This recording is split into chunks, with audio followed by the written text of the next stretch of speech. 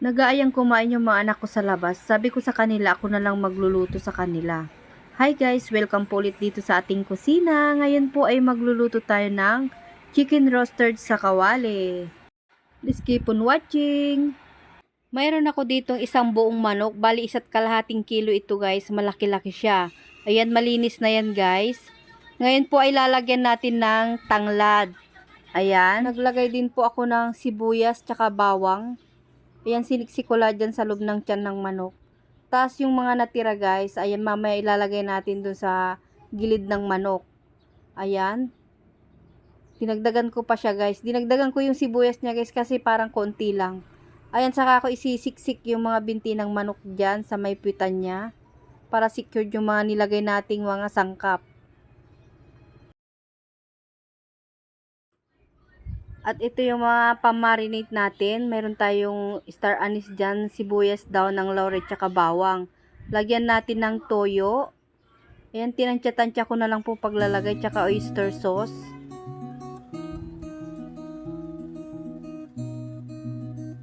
Nag-add din po ako ng pamintang durog. Ayan, saka natin siya ibubuhos dito guys. Imamarinate natin siya ng kahit 1 oras bago natin ito lutuin. Matagal-tagal ako guys hindi nakapag-vlog ng mga lutong ulam kasi nabisi ako sa Graham Bar. Ayan, mabili kasi yung Graham Bar dito sa amin. Ang dami ko ng reseller kaya busy ako guys. Ayan, i-marinate natin. Ipinahid ko na yung ating yung ginawang pang marinate para lahat makuberan. Tapos tinusok-tusok ko ng kutsilyo para yung ating ingredients ay pumasok din dyan sa loob. After ng 1 oras, lulutuin natin. Ibali piprito muna natin yung minarinate nating manok. Sa mga nagtatanong bakit daw kailangan pang iprito. Ayun guys, para yung ating manok, pagka lutuin na natin ng tuloy-tuloy, hindi siya maglamog-lamog yung maghihiwalay. Kumbaga maglalak yung kanyang ng manok, hindi siya madudurog pag naiprito na natin. Ayan, binabaliktad-baliktad ko para lahat maprito.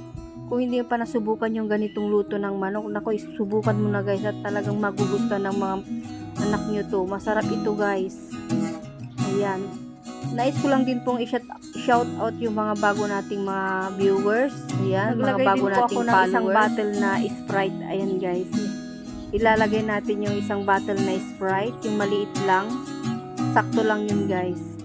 Nag-add din po ako ng butter para mas lalong malinamnam. Tapos naglagay tayo ng chicken powder.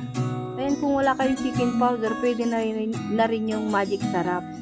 Tapos ayan, isimmer natin siya na halos 30 minutes. Tapos balibalik ta rin natin para pantay yung pagkaluto ng ating chicken. Nais ko lang i-shout out yung mga bago nating followers at saka mga bago nating viewers. Shout out po sa inyo. Maraming pong salamat. Ayan, malapit nang maluto yung ating chicken. Naku guys, mapaparami ka ng kain sa ulam na to. Sus palang ulam na talaga. Ayan, napakadaling lutuin.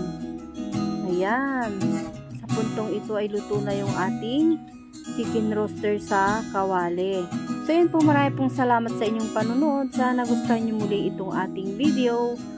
Papalo naman po ako at pa-subscribe na rin sa aking YouTube channel. Hanggang sa muli guys. Bye!